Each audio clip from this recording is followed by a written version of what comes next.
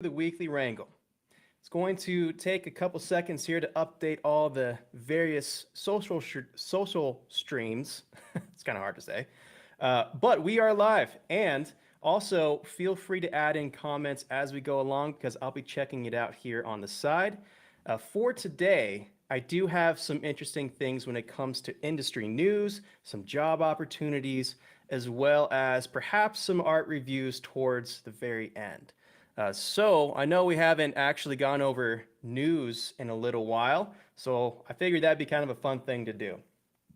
But yeah, if this is your first time joining, again, feel free to say hello and hang out for a bit as we go into these various things.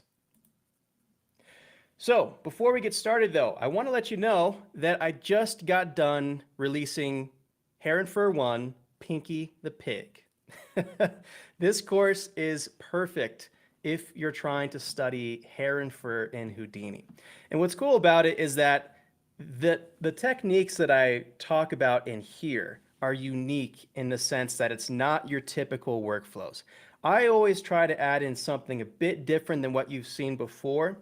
And so it's not only showing you the tools and it's showing you the workflows and how this is all set up in Houdini, but it's also giving you an edge by showing you a couple of things that aren't normally what you would see in tutorials or things that you normally wouldn't see in what Side Effects provides you with their free tutorials.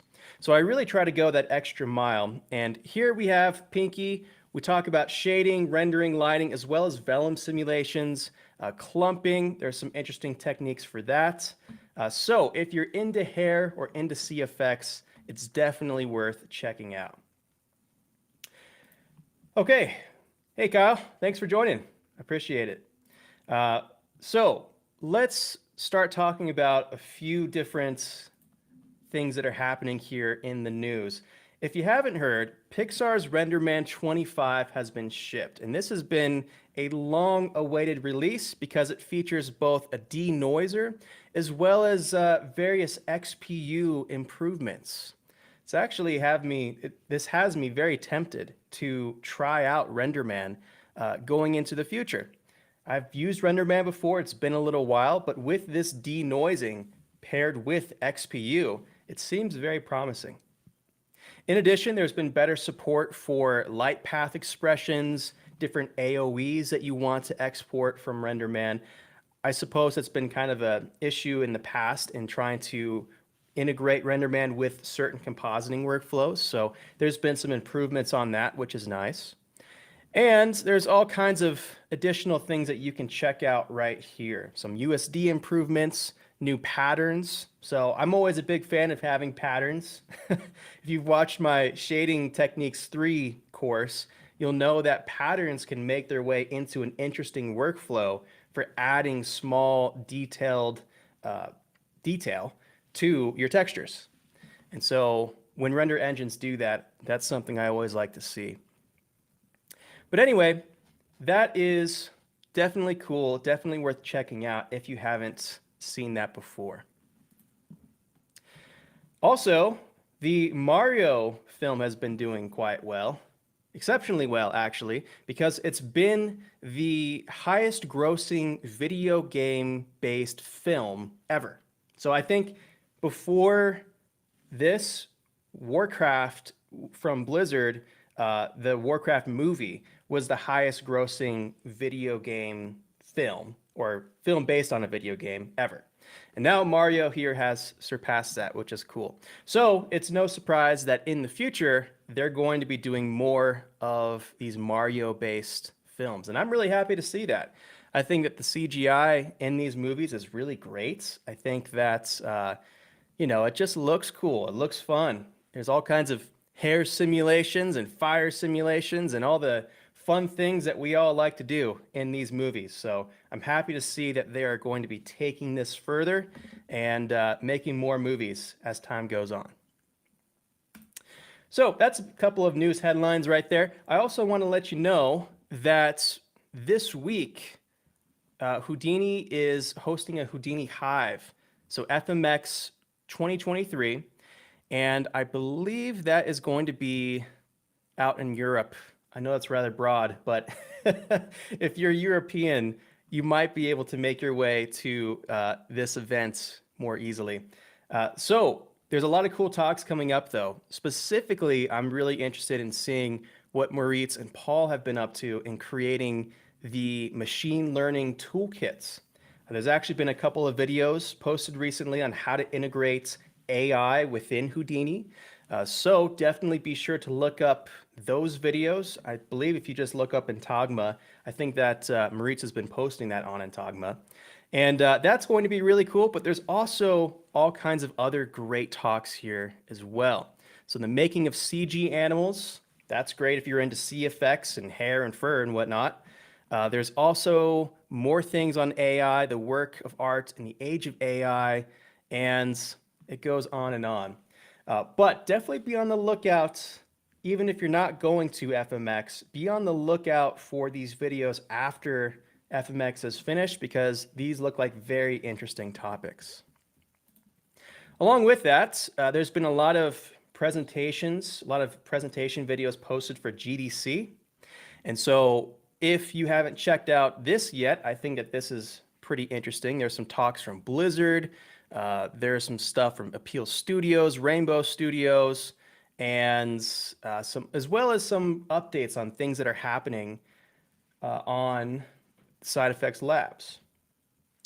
Let's see here. Looks like the stream has stopped.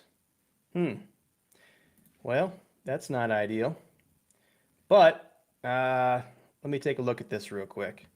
So before we go on, you guys let me know if you can hear me all right and if this is still live. It says on my end that this is still live, so hopefully this is all working. But here nor there, I think I'll just kind of keep going on. But yeah, if I come back to the stream or if things... Okay, so things are still alive. Thanks for letting me know there, CG Rowdy. I appreciate it. So anyway, yeah, I'm going to keep on going here, but yeah, and then the audio fails once in a while. Yeah, I really got to look into a different streaming platform. I've been doing Restream, and it just has been kind of finicky. So if you guys have any streaming recommendations to like stream to multiple platforms, I know there's StreamYard. Some folks use that as well. But go ahead and throw it in the chat because I keep on running into issues here with Restream. But anyway, here nor there. Let's continue on with some other topics here. But yeah, anyway, GDC is, all the talks are posted. Definitely check that out. There's some great things there. And I always learn something when I go back and look at these talks. So it's always good to keep in mind. Along with that, there's been a really awesome set of assets that you can find for free right here that were posted with Houdini Hive. This scene right here was created by Ian Smith. He has some tutorials on how he made this environment, and I believe you can download all of that for free. So that is fantastic, and definitely worth checking this out, not just for the tutorials because this environment looks great, but even if you wanted to take this scene, maybe add some snow to it, add some additional effects, some magic going up the stairs, you can take a scene like this and use it to incorporate other effects and make things look awesome in your demo reel. Do keep in mind that this is not for commercial purposes. This is for personal, educational purposes only. But again, if you're making a demo reel and you're trying to have a cool setting to render in or create interesting effects in, this is definitely worth checking out. It's extremely generous that this is out here for free. And just want to let you guys know about that because it's really cool. Okay, so that's a few things kind of in the news, current update realm that I wanted to bring to you guys. The other thing is that I thought it'd be fun to tell you guys about studios that you may have never heard before, that are hiring, that are trying to find Houdini artists. Because we all know about Disney. I think a lot of us know about Framestore, you know, ILM, or the big names that are out there. But I find that sometimes the best opportunities come from small studios that are less known about. And so I want to show you guys a few of these. I don't know if they're small studios, but lesser known studios than the big ones we all always think about. So, and also, by the way, some of these positions were remote, which is exciting. So they're open to remote working and definitely worth checking out. So this here is from Green Sky Games. This studio looks like there's a bunch of interesting kind of stylized tune effects. And specifically, they are looking for a VFX artist. Now, I think some of these are on location. So this is in Montreal, but I believe they're also open to remote work. So this is pretty great. Annual base pay between 80,000 and 120,000 Canadian, plus benefits and profit sharing. So that's a pretty good deal, I would argue, for just your average VFX role or VFX artist role here at a studio. So I thought that was really interesting. Maybe, again, a studio you've never considered before. There's also, it looks like this page right here from Giant Animation. Giant Animation makes all kinds of cool cartoony things. So we can see that right here. Sort of your stylized dragon, kids cartoons kind of stuff. A little bit of vellum right there.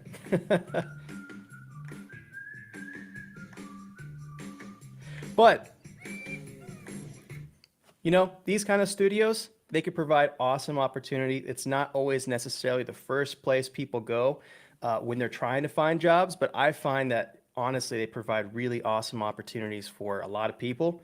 And check it out because they have some cool positions that are opening there. What else do we have? We have this here as well from CVLT Productions. This is another area that people don't realize is out there. You could do a lot with product visualization. This company in particular is based out of New York. I don't know if it's remote or not, but they were looking for a Houdini artist or a VFX artist to aid in some of these product shots along here. So if you're kind of into motion graphics, if you're into product design, there's also that avenue as well. And all of these companies, last I checked, were currently hiring for Houdini artists, which is really, really cool. So that about does it as far as news and current events go.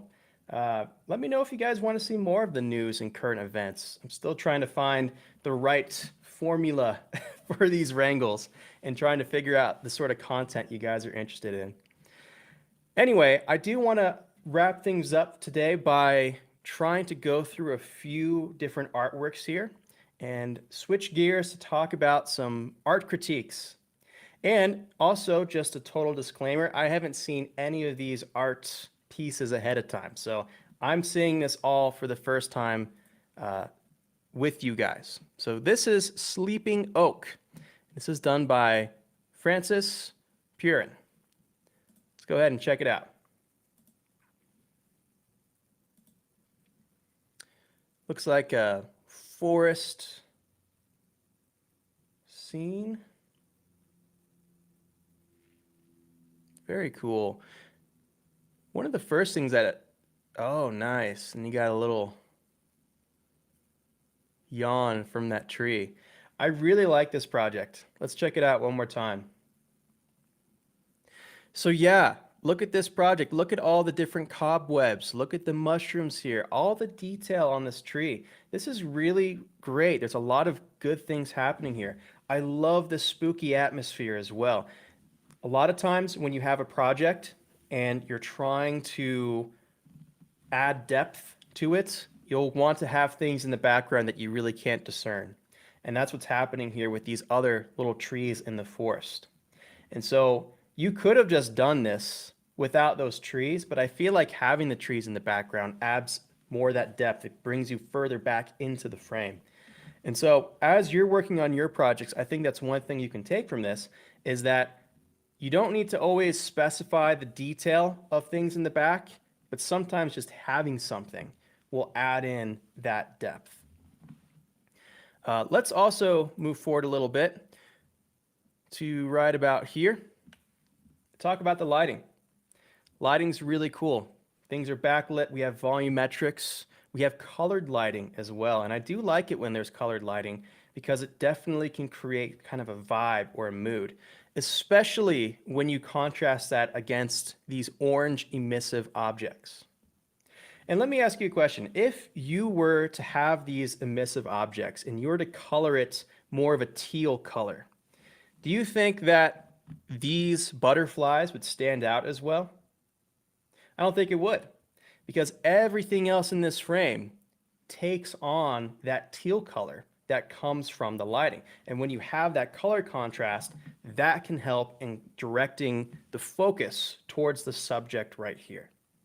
So one thing to think about as you're lighting as well is when you use colored lighting, you're basically washing everything into a general color palette, which is cool. It unifies the color palettes of everything, and I think a lot of times it adds a bit of realism when you have that unification.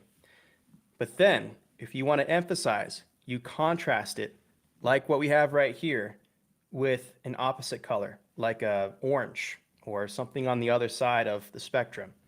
And that creates attention, and that brings you to the subject right there. So really good execution of lighting in that way as well. What's also great was the little surprise we had towards the end here. You're focusing on the butterflies, and then something in the backdrop that you weren't focusing on comes to life. Something unexpected happens. And so what we have there is we have a narrative beginning to unfold. When something surprises you, like the tree coming to life, as an example, that creates this story of I'm looking at the butterflies, something surprises me, now I'm looking at the tree, and then you try to piece together how it all connects. So the butterflies, the tree, it all kind of connects into this beautiful environment that encapsulates a fantasy forest. And well, I think it's just a really good execution right here. Take something in the background, surprise people, make it come to life. That brings a lot of interest to what's happening. It also starts bringing a narrative, a story arc to everything, and it works really well in this situation. So yeah, I think it's great. As far as things to improve, the water down here is a little bit janky. I would get rid of that, or I would improve it. One of the two. It's one of those things where it's impressive enough that you have all the stuff going on here, but I just feel like the water is a little bit blobby, especially as we get to right about there. It needs some foam, it needs some additional spray, some particles and whatnot, and unfortunately it does take away from the quality of everything else, especially when everything else has this really high frequency detail. So I think that the water could use some improvement if I had to really pick a bone here, or you could just get rid of it and have some rocks there. I think that would be totally fine as well. And yeah, overall though, the set dressing on this, the variety of plant species, the overall idea, the pacing, a lot of things are done very well here. It's a fantastic project, and I think that it definitely deserves a good amount of recognition here from Francis. So great job there, Francis. All right, here is a question from Kyle. Would you know if these job roles are open to juniors? You know, I really don't know if it is or not, but even if it doesn't say junior in the title, I suggest that you apply anyways. A lot of people think that if they're a junior that they can only apply to junior roles, but I say, you know what? Try it. Why not? If your demo reel is good enough and you can prove that you can help them solve their production problems, I don't see why that should automatically disqualify you from, applying for a mid position. So I would say, Kyle, just give it a shot. See what happens. Why not? I think you might be surprised at how much opportunity is out there if you just put aside the label for a moment and say, hey, how can I help you meet your production challenges? So that's what I'd say on that one there. All right, so let's move on to perhaps one or two more art critiques, and then we'll wrap up this wrangle, shall we? Let's go to the Red Panda CG Grooming. This here is by, oh, hopefully I say this correctly. I apologize if I don't. This is Theta Fawn Paraban. And we have a cute red panda right here. I think this little guy is, he looks rather mischievous, like he ate something off the counter that he wasn't supposed to eat or something like that. So I like the personality that's coming through here. He looks a little guilty of something, if you ask me. But anyway, let's talk about things that are going well, things that are not. First of all, I do love the tufts of hair that are on the forehead. I like how we have some good clumping right here. We have some variation in color. We do also have a nice amount of variation happening in just the fact that you used a texture map with some of these hairs. So I think that's pretty good. It looks like also there's some different colors from the root to the tip. So I always find that that adds a bit of variety. It can really emphasize those clumps sometimes. And you went the full mile. You actually added in some whiskers, some little eyebrow whiskers right here as well. And I assume that looking at reference, that is a good thing to recognize and to make sure that you create separate systems for. Now, as far as things for improvements, I would say, first of all, that this gray backdrop is not doing you any favors. I would say if you want to improve this right away, take off that gray backdrop, get yourself an HDR, do some depth of field blur so that it focuses on the face and it just blurs out the HDR in the backdrop. And that alone, I think, is going to make a very big difference in just everything that we're seeing here. Again, if we have a solid color and it's taking up 60 to 70% of the frame, your project is mostly 60 to 70% just a gray color. And so we don't think of it like that, but I think it's good to look at an image and just realize that all the pixels we're looking at need to come together cohesively, and that will greatly improve the presentation of everything that you're doing. So that's one thing.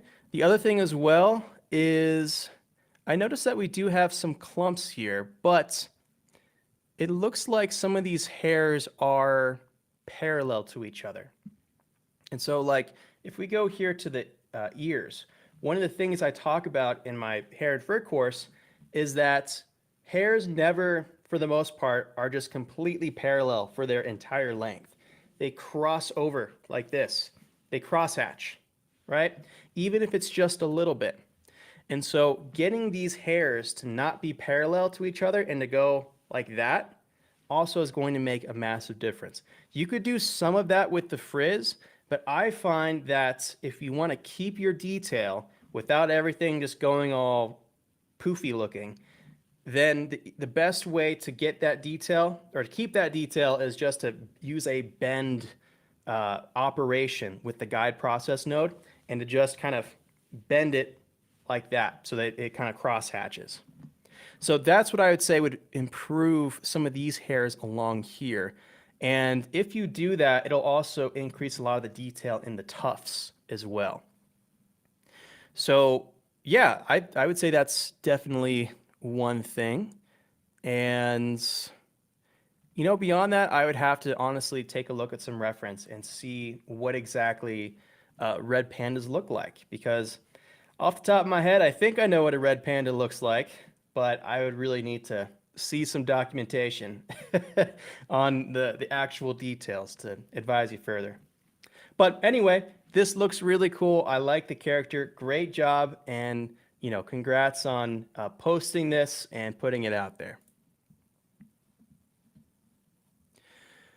Okay, guys, let's do one more. We'll go here to this plant, this dandelion's home. This is Ferrada Conjanjan Kunlapunt. I have no idea how to say that last name. I apologize.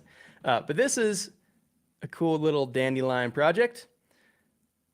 and let's check it out.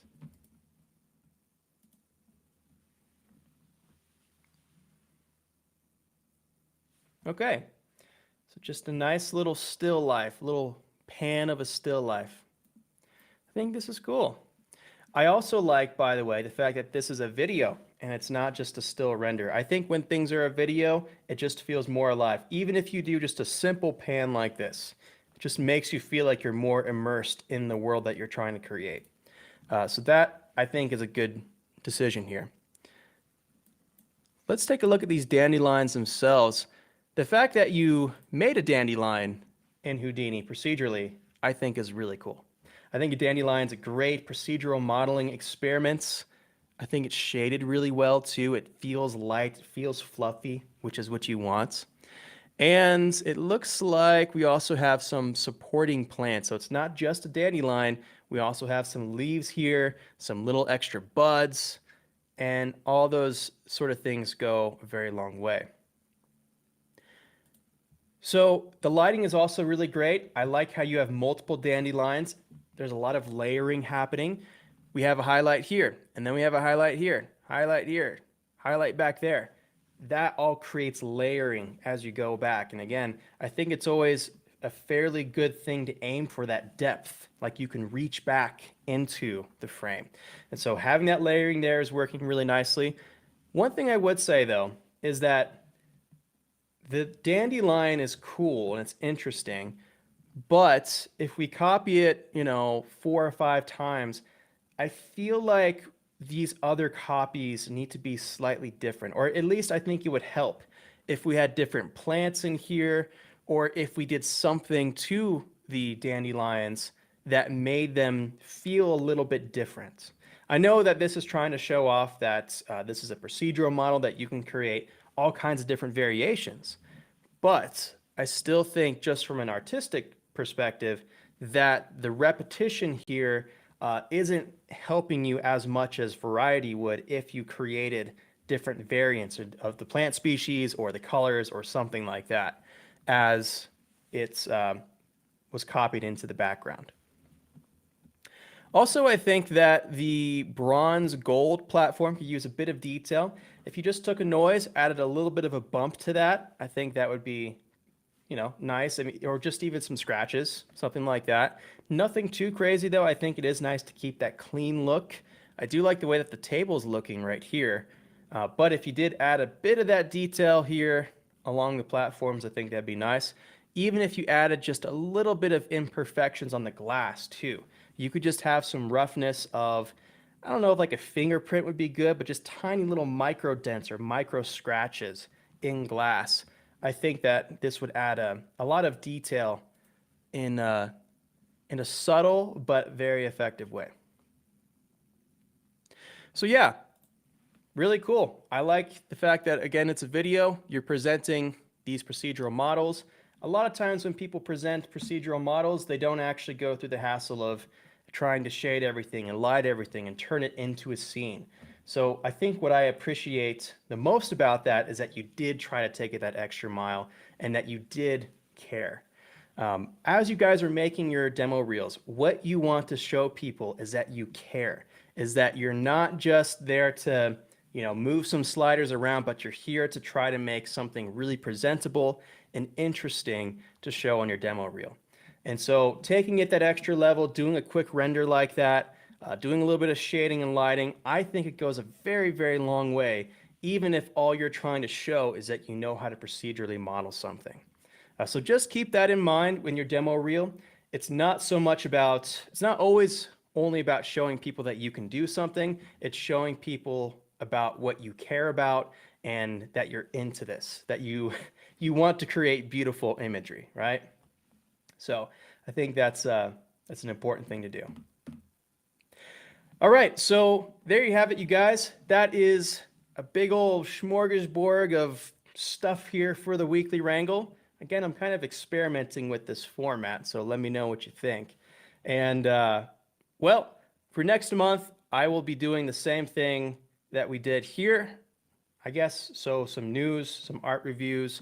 If you want me to take a look at the stuff that you're into, then feel free to send me an email at tyler@cgforge.com. I'm happy to go over the stuff you're working on, provide constructive critique. And if you want to add this to your calendar as well, I believe in this video's description, either there is or there will be a Google link for you to add it to your calendar for next month. Until then, thank you guys for watching. I hope that your endeavors go well as you learn and use Houdini and make beautiful artwork, and have a great day.